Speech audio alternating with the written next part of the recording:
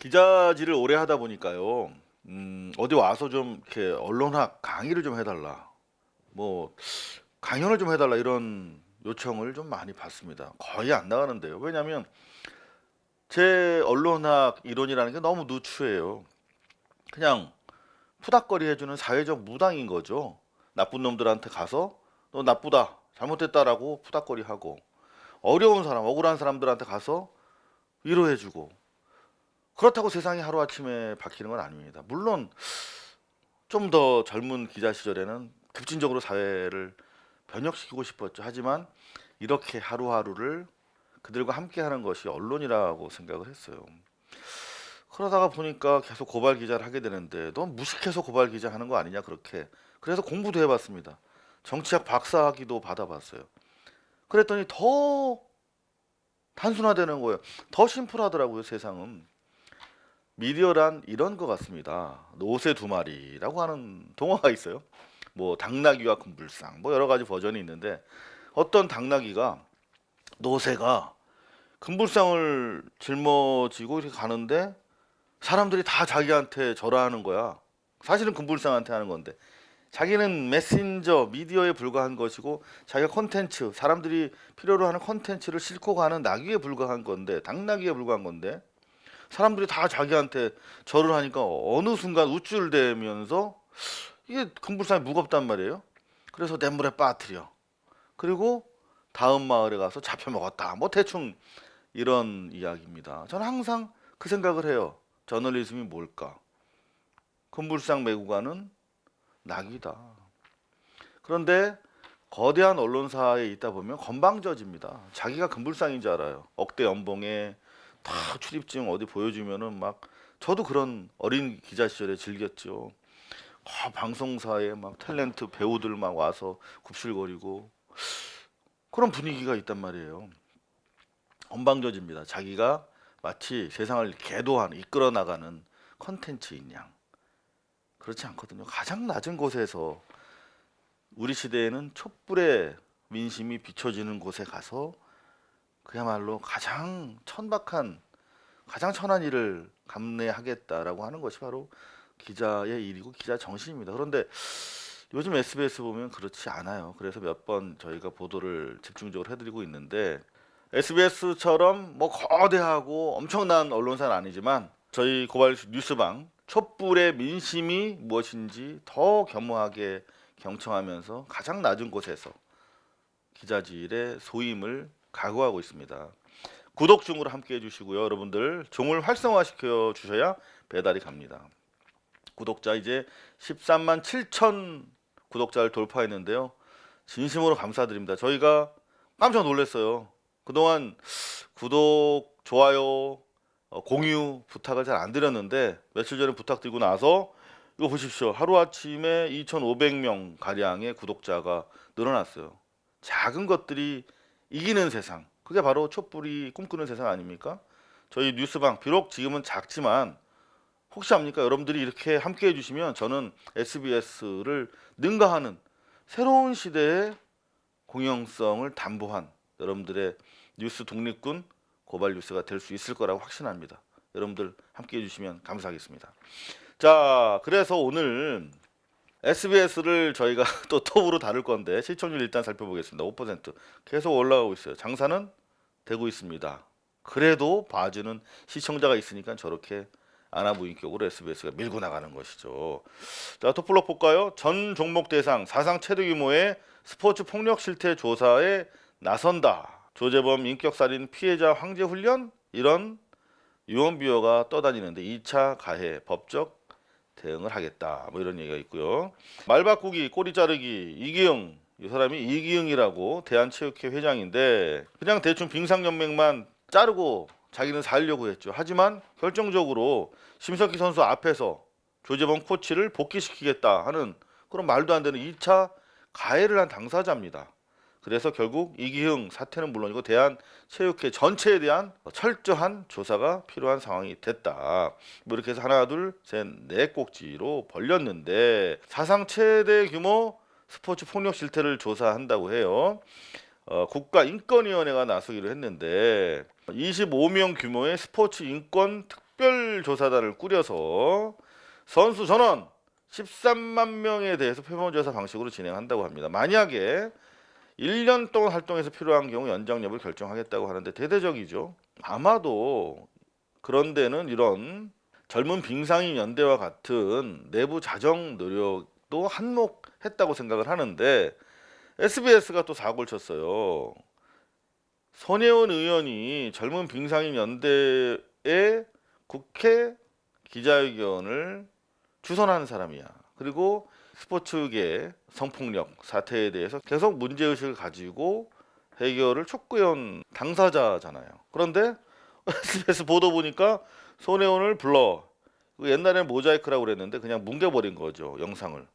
이런 사태가 발생했어요. 그런데 정작 그 담당 기자 SBS 이성훈 기자는 조작된 사진이다. 이거 자기는 이렇게 손혜원 의원 모자이크 처리한 적 없는데 이런 이미지 조작하고 유포한 사람 법적 조치하겠다. 이렇게 으름장을 놨대요. 반성을 안 하고. 근데 알고 보니까 자기네 회사에서 내부자가 한 짓이야. 이거는 옛날에 고 노무현 대통령 가지고 장난치던 일베 직원 케이스가 여러 차례 있었죠. SBS 안에. 그런 거 하면은 방송 화면 송출 과정에서 이건 담당자가 이렇게 뭉개버린 건데 단순 실수라며 담당 기자가 사과하는 차원에서 머물러서는 안 될 일입니다. 이거는 바로 언론이 가지고 있는 권력을 극단적으로 횡포를 부린 거예요. 언론이란 기본적으로 선택과 배제, 이만큼 있는 걸 크게 만들 수 있고 이만큼 큰 거를 없게 만들 수 있는, 그렇게 해서 결국 우리가 바라보는 세상을 왜곡시키는 범죄 행위란 말이에요. 이것은 제가 봤을 때 보도국장을 넘어서 이번 상황과 관련해서 책임이 있는 SBS 사장급에서 사과를 해도 부족한 상황입니다. 저는 매우 심각하게 보고 있습니다. SBS 전체가 손혜원 의원과 이번 사태를 바라보는 시각이 이 한 장의 사진에 담겨 있다. 이렇게 보고 있는 것입니다. 그런가 하면 이 충돌을 얘기하는 당사자 입장에서 SBS가 박지원 의원은 손혜원 의원과 팽팽하게 맞서고 있는 상대방인데 박지원 의원을 불러서 손혜원 의원을 비판하게 하는 그런 포맷의 뉴스 인터뷰를 했어요. 처음에 선의를 믿었는데 그게 아니었다. SBS가 정리해주고 고맙게 생각한다는 취지의 그야말로 낯뜨거운 거의 포르노급의 방송을 뉴스란 이름으로 했다. SBS가. 그게 바로 태형 SBS의 현실이다는 것이죠. 손혜원이 찾아와서 인사를 추천했다. 청탁금지법 위반 아니냐? 그래서 또 이건 뭔가 봤더니 국립민속박물관에 근무하고 있는 지인의 딸, 민속박물관에 근무하고 있으니 중앙박물관에서 필요하면 전문성을 활용하면 좋겠다라는 취지로 얘기를 했다는 거예요. 그런데 그 사람이 안 됐어. 일단 첫 번째, 전문성을 활용하면 좋겠다라고 옆에 민속박물관에서 근무하고 있는 장인의 딸을 중앙박물관에 천거한 것이 이게 문제가 될 것인가에 대한 판단도 한번 여러분들 해보세요. 그런데 두 번째로 그 사람이 천거에도 불구하고 안 됐어. 그러면 통상적으로 이거는 지나가는 게 상례인데 더구나 이쪽으로 가게 해주세요라고 하는 취지로 말한 것이 아닌데 그렇게 받아들였다는 것이죠. 이거는 상당히 논쟁의 여지가 있는 사안임에도 불구하고 최초 발화 지점이 투기 의혹에서 밀리니까 이익상충으로, 이익상충에서도 밀리기 시작하니까 여론 때문에 이런 식으로 가지 털기에 나간 거, 신상 털기. 이거는 언론이 아니라 거의 조폭 또는 조폭적 검찰에서 과거에 많이 행행하던 일이죠. 특정 정치인을 손보려고 조사를 했다가 안 나오면 괜히 주변 곁까지 막 털어가지고 하나 띡 불구속 기소하는, 그래서 자기네 면피하는 그런 나쁜 관행인데 그거를 저희는 지금 SBS에서 보고 있는 것입니다. 자, 그런가 하면 나경원이 목포에 내려갔어요. 그걸 또 좋다고 보도를 하고 있는데 SBS에서는. 그런데 정작 지금 시민들은 이 나경원에 대해서 더 분노하고 있단 말이에요. 거기까지 갔으면 창성장이 과연 투기인지 아닌지를 보려면 이 사람들이 헐값에 불과한 창성장을 사서 엄청나게 인테리어를 하고 거기서 계속 영업을 하고 있잖아요. 그러면 이게 투기가 아니잖아요. 그럼 들어가 봐야 되는 것인데 이 사안의 본질을 보려면. 그런데 안 들어가. 그래서 목포 시민들이 들어가 봐야 된다고 주장하니까 옆에 사람들이 들어갈 필요는 없고 안 들어가. 동네도 안 보고 주민도 안 만나고 그냥 돌아간 거예요. 그럼 이거를 꾸짖어야지. 나경원이 발끈해서 정치권에서 들고 일어나서 목포로 모이고 있다 라면서 싸움을 붙이고 즐기고 있습니다. 자기들은 빠지면서. 자, 이해 상충이 그야말로 뉴스 전체에 넘쳐나고 있는데, 이해 상충 시리즈 오늘 마지막 회로 지난 시간에 SBS 물은 생명이다 캠페인이 대국민 사기극에 지나지 않았다 라고 하는, 제가 14년 전에 찌라시가 아니라 제가 직접 취재한 내용을 전해드렸었는데요. 그것과 관련된 내용, 그리고 나아가서 훨씬 더 충격적인 내용들을 전해드리도록 하겠습니다. 과연 이해상충을 논할 자격이 SBS는 있는가, 여러분들께서 직접 판단해 보시기 바랍니다. 자, 캠페인 효과가 대단했어. 물은 생명입니다. 안전벨트를 만드는 모회사를 가진 방송국이 안전벨트를 추월하고 매개 캠페인을 10년 동안 해. 그럼 이해상충입니까 아닙니까? 그런 꼴이죠. 공기청정기를 만들면서 공기는 생명이다, 뭐 그런 캠페인을 하는 것과 똑같은 일이 벌어지고 있는 것입니다. 자, 그런데 결국은 이런 보도 캠페인이 계속 방송을 통해서 나가면 지자체 공무원들이나 단체장들은 무서울 수밖에 없는 것이죠. 그래서 계속 뒤로는 태영이 가서 수처리와 관련된 다양한 사업을 그야말로 싹쓸이 할 수 있었던 것입니다. 결국 그 과정에서 SBS 방송사업권 제어가가 보류됐어. 그런데 공익성이 부족하다고 하니까 SBS에서 물은 생명이다 연중 캠페인 실적을 2차 심사에 딱 제출해 놨는데, 저희 보도가 빵 터지면서 방송위에서 아니 공익성이 부족해서 1차 심사에서 보류를 시켰는데, 물은 생명이다 캠페인이 공익성을 더 침해하고 있다는 사실을 알게 된 거죠. 결국 2차 심사에서도 추천을 보류당했는데요. 설립 당시 순이익 15%를 사회에 환원하기로 한 약속을 어기고 약 1,000억 원의 환원 기금 약속을 지키지 않은 점, 이게 함께 문제가 됐던 거죠. 여기다가 이제 물 캠페인에서 나타난 방송의 사유화 때문에 추가 조치가 필요하다는 이유로 2차 심사에서도 보류를 당했죠. SBS 전사적으로 태영은 물론이고 로비가 시작된 것도 이 무렵입니다. 그런데 물은 생명이다 캠페인과 달리 SBS가 태영의 불법이라든가 부조리를 알고도 보도하지 않은 그런 많은 사건들이 있습니다. 보도하지 않거나 나아가서 개입하는, 이해상충을 넘어서 그야말로 범죄적 커넥션이 비일비재하게 진행이 됐었다는 것이죠. 이를테면 태영이 신생 서울방송의 대주주로 결정되던 90년 10월경에 용인에 공사장 발파음이 지축을 흔들고 있어서 가보니까 27억 규모의 골프장인데 건설사는 주식회사 태영이었고요. 가보니까 계속 다이너마이트를 터뜨리는데 알고 보니 사용 금지된 고성능 폭약 다이너마이트 1호를 사용했어. 그러면 어떻게 되겠어요? 인근에 축산 농가들이 많은데 야간에도 막 터뜨리면 주변 축산 농가에서는 젖소들의 유산이 잇따랐고 분노한 축산 농민이 기름을 끼얹고 분신 자살하는 사건까지 발생했어. 이런 내용 SBS에 나왔을까요? 안 나왔겠죠. 자, 이윽고 몇 달 뒤에 큰 비가 내렸어. 그런데 오랜 발파 작업으로 이 일대 지반이 약해질 대로 약해졌겠죠. 대규모 전에 없던 산사태가 발생한 겁니다. 사정없이 흙이 굴렀어.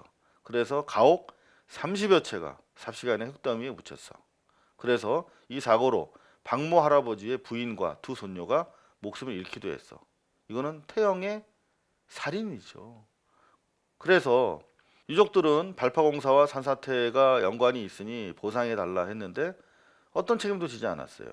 태영은 2년 뒤 법원은 유족들의 손을 들어줬어. 단돈 2,500만 원이 주어진 겁니다. 이게 바로 이 땅에 사는 우리 민중들, 저들이 개돼지로 보는 우리들의 현실입니다. 발파 작업에 잇따른 산사태 때문에 부인과 두 손녀가 사망했는데도 단돈 2,500만 원으로 그냥 먹고 떨어져라. 이게 현실인 거죠.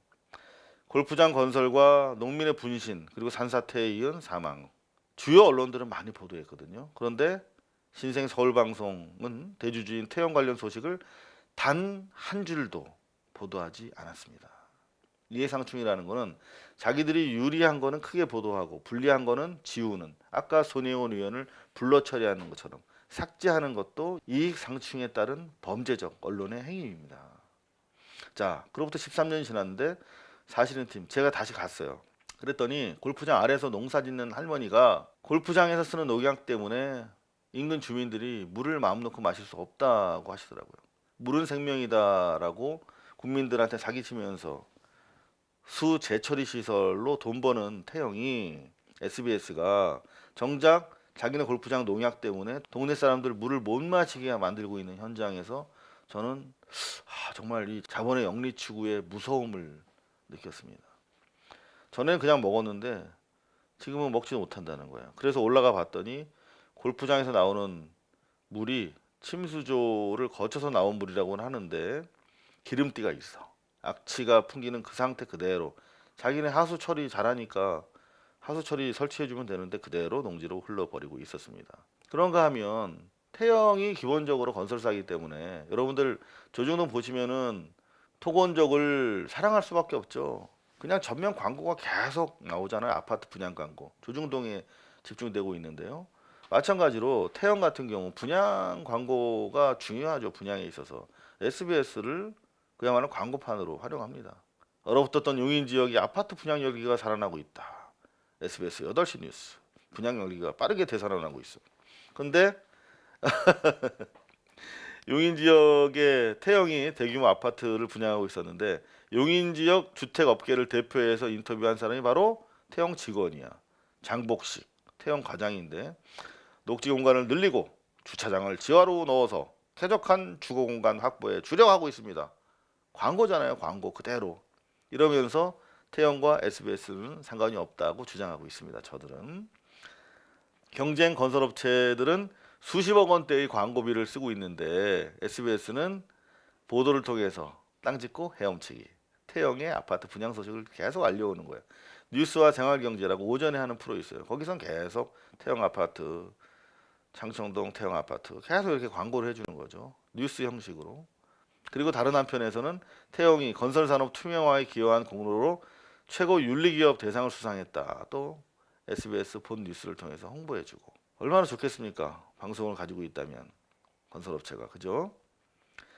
심지어 백현 유원지 사건 혹시 기억 못하시겠죠? 14년 됐습니다. 한국의 디즈니랜드를 표방하면서 성남시 당시 영화배우 출신 이대엽 시장이 있을 때인데요. 성남시가 민자 유치에 나섰어. 사업비가 6천억 원인데 개발이익이 1조 원대야. 어마어마한 거죠. 서로 이거 사업자 하려고 덤벼들었겠죠. 태영이 가만히 있었을까요? 덤벼들었습니다. 윤세영 회장의 주식회사 태영이 주축이 돼서 컨소시엄을 만들었어. 그런데 우선협상 대상자 선정 3일 전에 한나라당 신영균 의원이라고 있었어요. 이 양반이 SBS 주주였거든요. 3대인가 4대 주주였는데 성남시를 전격 방문했어. 왜일까? 로비설이 태영의 로비스트로서 갔다. 로비설이 불거지기 시작했죠. 그리고 나서 로비설이 사실이라고 입증하기라도 하는 듯 덜컥 태영 컨소시엄이 자격을 가질 수가 없었는데도 자격이 부여돼. 원래 백현 유원지 안에 실버타운을 조성하겠다고 했는데 그 태영 컨소시엄에서는 실버타운은 도시계획법상 유원지에 들어올 수 없는 시설이기 때문에 태영 자체가 아예 신청 자격이 없는 거예요. 그런데 자격을 성남시가 심사 하루 전날 돌연 지침을 바꿔서 심사에 껴줘. 과거에 태영이 SBS를 먹을 때도 그랬잖아요. 최병렬이 아예 심사 기준도 발표하지 않고 신청을 받았잖아요. 그래서 자기의 면담 결과 가중치를 둬서 태영을 뽑아준 거 아닙니까? 똑같은 그런 불법 탈법이 계속되고 있는 것이죠. 그래서 결국 태영 컨소시엄이 급기야 자격도 없었는데 하루 전날 심사 지침을 바꿔서 대상자에 껴주고 그 결과 태영을 우선 협상 대상자로 선정한 것이죠. 이거는 상당히 문제가 있잖아요. 그래서 이제 그때 당시에 엄청난 이런 관련된 보도가 쏟아졌어요. 그야말로. 그런데 SBS에서만은 절대 백현 유원지 사건을 보도하지 않았죠. 이에 상충입니다. 보도하지 않는 것도. 자, 그리고 제가 이제 취재 과정에서 듣게 된 내용인데요. 성남시 공무원이 2002년 심사를 앞두고 만약에 태형 컨소시엄이 자격이 없다는 사실을 문제 삼아서 떨어뜨리면 태형 측에 불리하게 된다면 SBS 보도를 통해 혼내주겠다는 내용을 SBS 태형 측으로부터 받았다라는 것이에요. 깡패 집단입니까? 이 부분에 대해서는 당시 수사가 이루어져야 됨에도 불구하고 그냥 우야무야 묻혀버렸죠. 자, 포스코가 태형 때문에 그 당시에 떨어졌거든요. 그래서 사업자 선정 과정에 의혹이 있다며 태형의 선정을 취소해달라 소송을 제기했는데요. 이제 그 과정에서 성남시가 법원의 요청에 따라서 도시계획위원회를 다시 열어. 그래서 사실 태형은 유원지 안에 일종의 양로원 시설을 들이면 안 되도록 된 조항을 어겼다라고 확인해 줍니다. 결국 태형 컨소시엄은 2년 만에 선정 대상에서 탈락하게 되죠. 그리고 이런 로비 의혹에 대해서 검찰 수사가 있어야 되는데 언론이 그때부터는 웬일인지 조용해졌어요. 당연히 이 태형 컨소시엄의 탈락 소식과 잡음에 대해서 SBS는 일체 보도하지 않았습니다. 어제에 이어서 오늘 또 14년 전 얘기를 하는 이유가 뭐냐? 그러실 텐데 여전히 계속되고 있기 때문이에요. 2019년 1월 16일 신한주 기자협회보 기사입니다. 제주는 SBS가 부리고 도는 SBS 미디어홀딩스 윤세영 회장 일가입니다.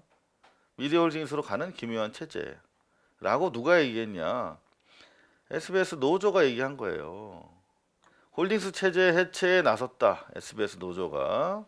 자, 그러면서 옛날 얘기가 나옵니다. 이제 SBS는 2004년 요거 사실은에서 제가 보도했던 시기입니다. 2004년 제휴가 국면에서 대내외적으로 쏟아진 방송 독립성 확보와 경영 투명성 강화 요구. 대내외적으로 쏟아진 게 아니라 MBC 사실은 팀의 보도로 촉발된 SBS의 방송 독립성 확보와 경영 투명성 강화 요구가 맞는 표현이죠. 2008년 지주회사인 홀딩스 체제로 전환했어. 당시 사실은 보도 이후에. 그럼에도 불구하고 당시 SBS 사측이 약속했던 소유 경영행 분리의 제도와 SBS와 계열사 간 내부 거래 투명성 증대 뭐 이런 약속들이 사실상 지난 10년 동안 폐기됐다. 그러니까 2004년 저희가 집중적으로 고발했던 SBS와 태형 간의 유착, 소유 경영의 한몸 이런 문제가 홀딩스 체제를 통해서 개선될 줄 알았는데 14년 지나고 보니까 그 약속은 사실상 뻥이었다, 개뻥이었다라고 SBS 노조가 인정하고 있는 것입니다. 따라서 14년 전 사실인이 보도했던 물은 생명이다 사기극과 각종 사안에 개입하거나 침묵으로서 일관하면서 SBS가 태형을 봐주거나 바람잡이에 나섰던 범죄 행위들은 여전히 유효한 현재 진행형이다라고 스스로 인정하고 있는 것이죠. 그들이 지금 이해 상충을 이야기하고 있습니다. 여러분은 어떻게 생각하십니까? KBS인데요. 14.7% 대폭 상승했습니다. 어떤 일인가 봤더니 경제뉴스인데 1인당 국민소득 12년 만에 3만 달러 돌파. 아이고 축하할 일입니다. 그런데 서민은 체감을 못해요. 왜인가 봤더니 오늘 하루도 월세방에서 두 모녀가 숨진 채 발견됐어. 숨지고 나서 며칠째 방치됐는지 아무도 몰라. 안전망이 붕괴된 거예요. 기초연금 25만 원이 이들 가족의 수입의 전부였던 걸로 확인됐어요. 그러니 소득이 3만 불이면 무슨 소용입니까? 이 말이죠. 결국은 제가 소득의 양극화에 대해서 이 사회가 책임지고 처리하지 않으면 공동체가 붕괴될 위기에 처해 있다. 그래서 문재인 정부가 보수 기득권과 언론들이 계속 이제 포용 손 떼라. 핸들을 두 손으로 잡아야 되는데 포용 손 떼고 재벌들 기업들과 함께 가는 혁신 경제 성장으로만 가자라고 계속 부추기는데도 포기할 수가 없는 거예요. 문재인 정부가 촛불 정부를 자임하고 있기 때문에 민생 경제 살리기에 엄청난 의무감이 있는 것도 사실이지만 이 민생 포용 정책을 놔버리면 공동체가 붕괴될 위기에 와 있기 때문이라는 거죠.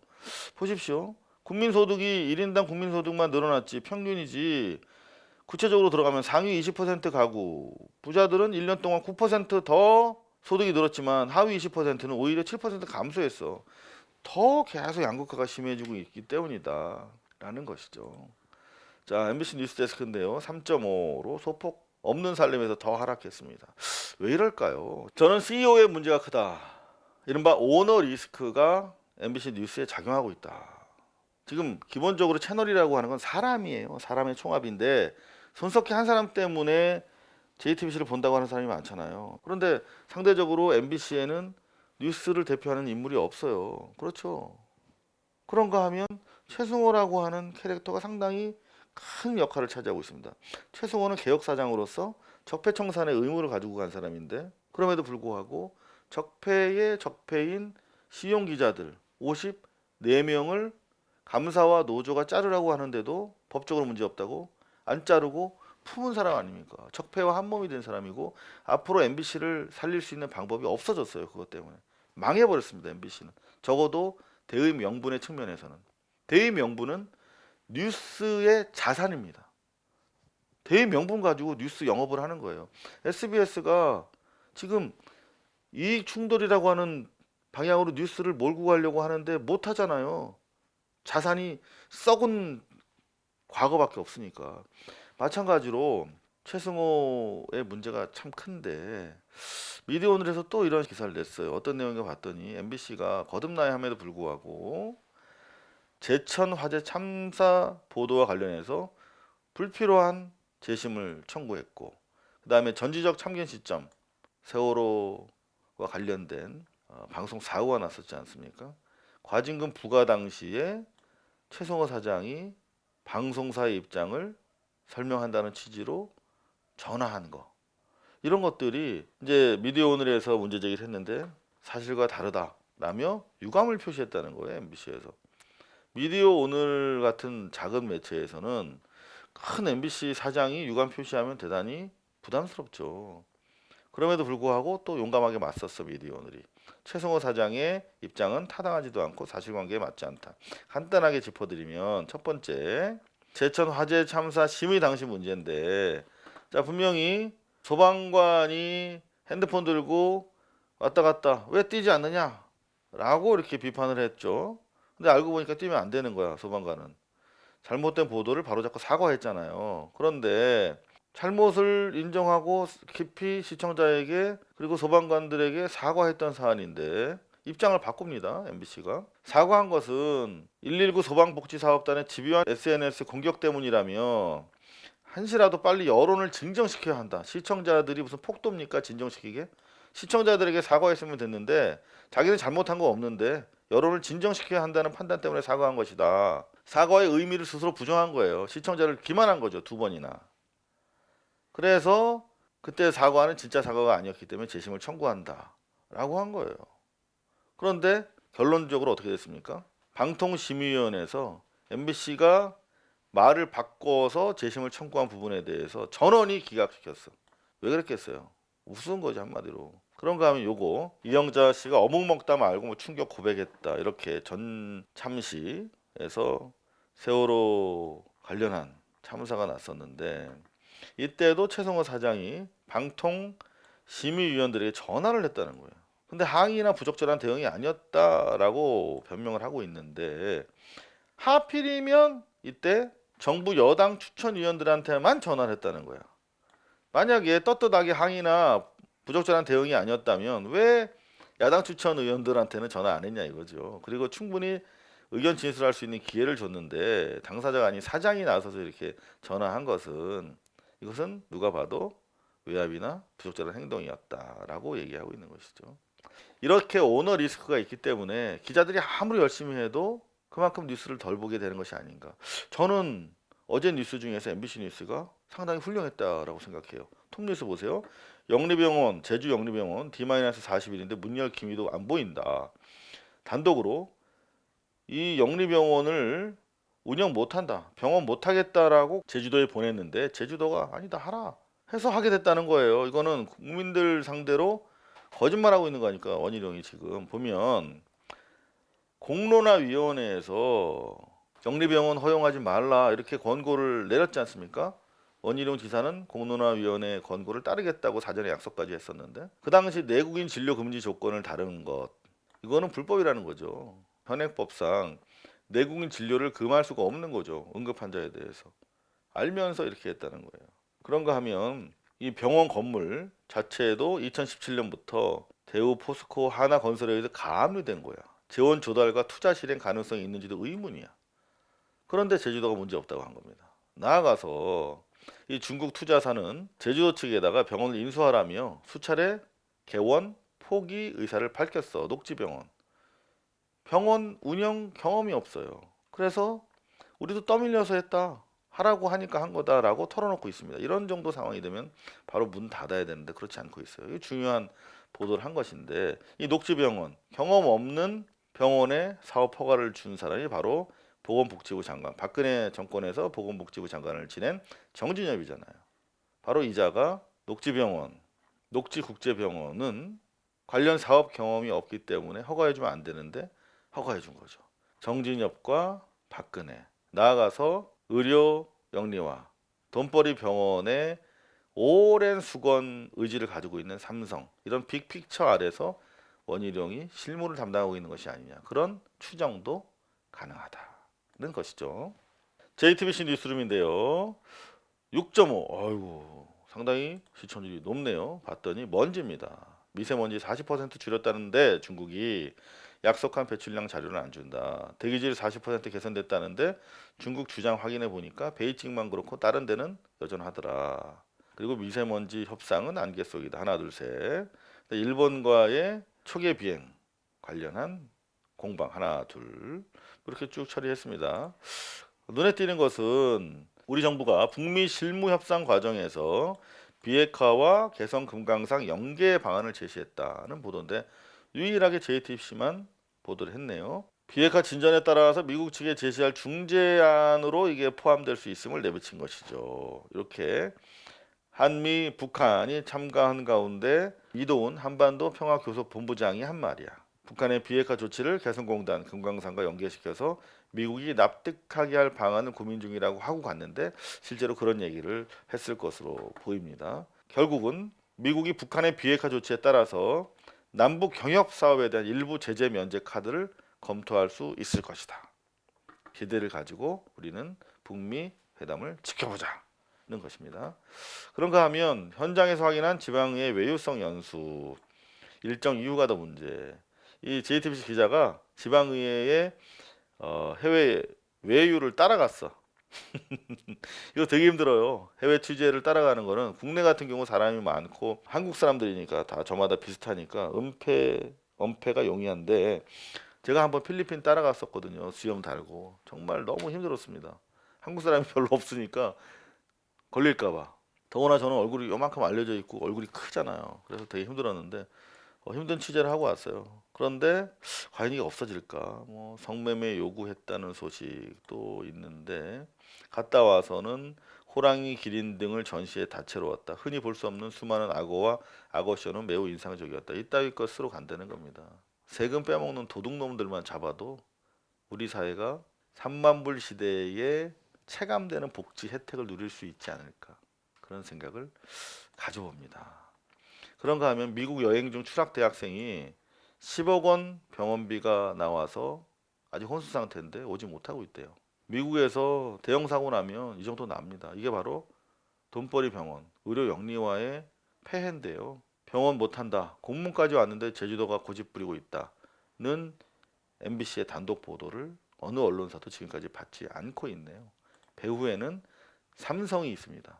안타깝게도 JTBC에는 삼성 바이오로직스에 대한 법원의 삼성 바이오 측 가처분을 인용했다라고 하는 보도가 없어요. 대신 삼성 바이오 관련된 많은 경제 매체들의 희망 섞인 전망만 가득합니다. 삼성을 우리가 잊어버리면 영리병원도 잡을 수 없고 양극화도 잡을 수 없습니다. 이상우의 뉴스비평이었습니다. 고발뉴스는 여러분의 자발적 후원에 힘입어 운영되는 대한매체입니다. 자본과 외압에 흔들리지 않는 언론으로 키워주십시오. 후원 신청은 지금 고발뉴스닷컴에서 접수 중입니다. 여러분의 많은 참여를 부탁드립니다. 감사합니다.